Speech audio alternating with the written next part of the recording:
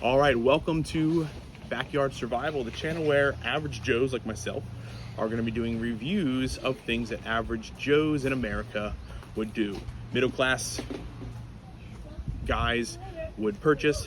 I'm starting a series now on the top selling fixed blade knives for hunting survival categories, and then using them in real world applications. Most of us average Joes aren't needing to survive in the bushcraft need, where we have to baton wood and all these other different things. There's lots of reviews for that, but I'm going to show you, will these knives have an application in the real world, things you'd use around the house, things if you are camping that you'd actually use it for, maybe even do a little bit of the survival bushcraft type things. But again, average Joe doing average Joe reviews. Today, we're starting off with the Morakniv or Morakniv. This is the companion model, and this is my unboxing per se. This is exactly how it came from Amazon. This was a $20 fixed blade knife. It is 420 high carbon steel, so it is stainless steel. It is a decent grade steel for everyday tasks. It holds a pretty sharp edge and does pretty well with that. I specifically chose the orange one. They have tons of different colors for $20, or I think the black was even like $16 with Prime free shipping. But I chose the orange because in the backyard survival, what if you were to drop your knife in your backyard and maybe a giant leaf fell right on top of it? If it was green, you'd never find it. Orange, however, I can't miss it. If I'm out camping, can't drop it and lose it because it is as bright as can be. That's why I chose orange. However, this is, again, the sheath it comes with. It's just a plastic molded sheath with a hole in the bottom for moisture to leak out of. It specifically says made in Sweden, the Sweden flag there. Again, the companion model.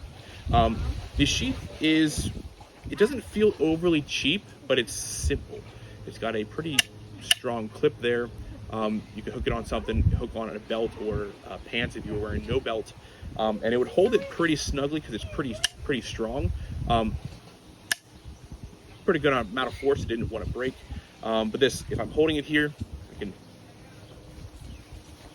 it's actually in there. It has a positive click when you can hear that click, and it really stays in. Has a little thumb mark there for you to kind of put some force against to pull it out. The grip has some things sticking out here in different areas, which, you know, could be cut back if so needed. The grip is contoured to the hand pretty well. It is a rubberized grip that actually feels like you'd have good purchase on it, even if it was wet. As you can see, the blade itself says made in Sweden. It is stainless, again, 420 high carbon. It's not just 420 like you'd get from a cheap pocket knife that would dull relatively quickly. The high carbon content helps to maintain the edge a little bit better. These things were rated very highly, and at the time of my purchase, this was indeed the #1 knife selling fixed blade. I believe it's a category of hunting fixed blades or camping. It was the top one. The second one is the Gerber Strong Arm, which I'm going to do a review afterwards. That was the second one, but when I go and look at it again, this one and the Gerber Strong Arm almost every day seem to flip positions on which one's the best. The Strong Arm's a little more expensive. This one is $20 or less for a relatively good blade. It comes actually quite sharp. The point is very pointy, very sharp, and seemingly at the moment, just looking at it, it would be pretty capable.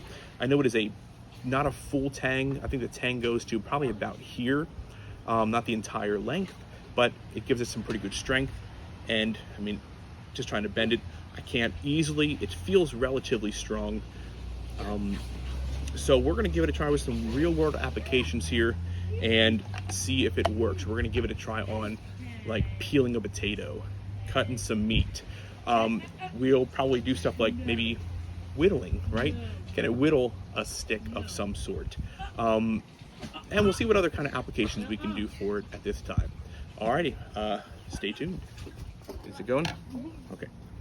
All right, welcome back. I'm gonna give the Morakniv Companion knife here to see if we can actually do tasks if we were camping. Now I have a chicken breast here. If you're camping, likely you'd probably have maybe a fish that you're cutting up or something, but we're gonna do it with a chicken breast and try to see if we can peel, at least somewhat peel a potato, chop it up, see how nice and easy it goes. We'll start with the potato here. So we'll just see how nice and smooth. This is the first cutting I'm doing with it, to be honest. So you can see that it goes through like a hot knife through butter. Very, very, very simply. I can see this thing is actually quite sharp. You can see how it's going through it. If it was an apple or, you know, anything else, very simple. Okay, not gonna bother with the rest of that. You can see it easy. Let's see if we can just do a nice little chop, chop. The weight of the knife is not real heavy, but very, very simple to cut. I'm not a professional chef. My wife usually does most of the cooking, but if I'm doing outdoor stuff, I might on the occasion. Very nice, very, very simple to chop up. You know, you can chop that in half, no problem. Very, very little effort that I'm gonna need to give. It's quite sharp for sure. Next, can I cut some meat? Let's see. Again, this is the first, you're watching the first I'm cutting. My knife's getting dirty. It was brand new prior to that. Yes, I know I'm using bare hands. I'm a man. We're gonna deal with it.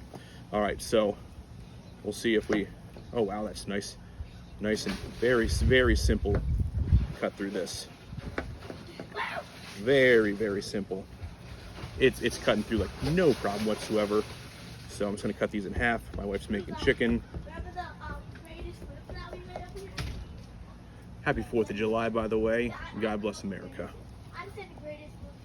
All right, we'll just cut that up there. Wonderful. Very, very simple to use. This would be an excellent camping knife, even if just for food processing or cooking around a campfire. All right, we'll see what we can do next. I'm gonna clean this up, and we'll see you again. All right, finished cutting the chicken and the potato. Toss that over there, it's good.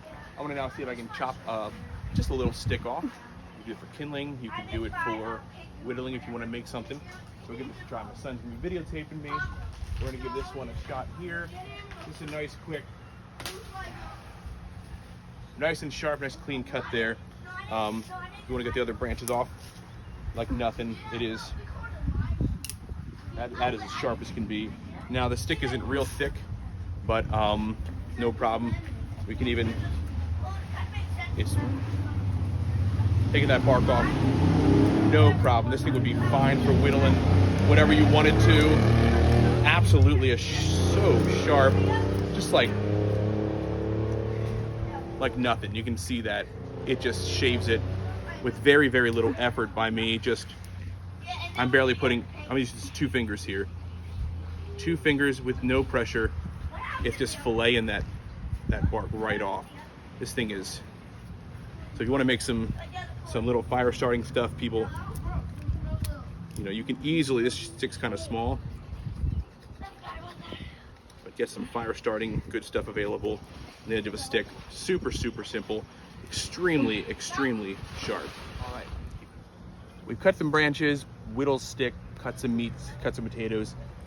We're gonna maybe try to baton a little bit of a wood block here, a little bit of a partial log that's been already split.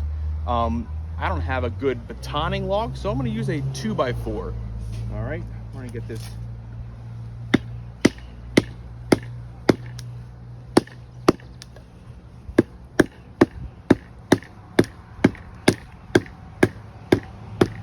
Harder to hold the 2x4 than I thought.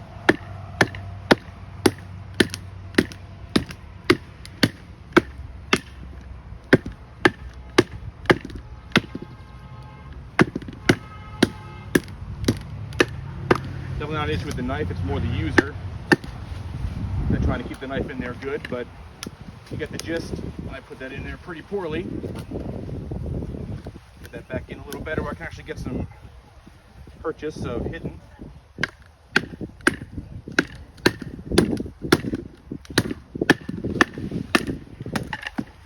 There we go, even had a knot in there too. You can see it cut through that knot pretty simply. No problem there at all. That's actually a pretty good sized knot. I'm surprised it cut through that as well as it did. And then we're gonna do the whole, let's see, piece of paper. the standard test. Butter. Oh, that was a poor hold, but wow, I'm really doing poorly at this holding of the paper. It's still extremely sharp, and I know the batoning doesn't actually wear the edge down because the blade width here acts more as a wedge, but nonetheless, it did have to cut through a knot, and that is a true edge test. There are no nicks on the blade, a couple scratches, but no nicks on the blade. It is still extremely sharp. You can do an edge test of just drop that in there.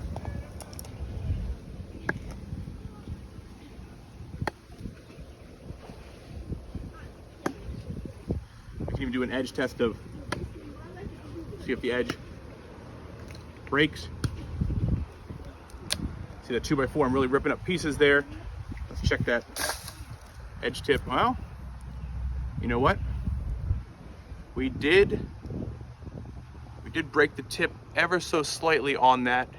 So that is dull, that would have to be resharpened. So as far as edge retention with actual use of something that's gonna take the edge off, it does not have fantastic, I shouldn't say edge retention, tip retention. So that's a ding against it. But for a 20, or again, for other colors, it was sub $20 knife. I'm gonna give this one a pretty high rating. I'm gonna say this is a great buy for a cheap knife that you might not care if you happen to lose it camping. If it would break, you're not breaking the bank. You're not spending $300 on a zero tolerance knife or something, $150 on a Benchmade. This is a $20 knife. You could buy 3 of them. They actually sell a 3-pack. They're a different steel, but this 420 high carbon stainless steel Morakniv or Mora Companion knife is an excellent just use around the house or camping knife that you're cool with using. Easy to sharpen since it's a 420 high carbon. All right, I'm gonna leave a link to purchase in the description. I'd appreciate it if you'd like, subscribe, and if you like the knife, if you would use that link, I may get some of a commission, and again, I'm an average Joe trying to make a little extra income, so I'd appreciate your support. All right, see you next time on Backyard Survival.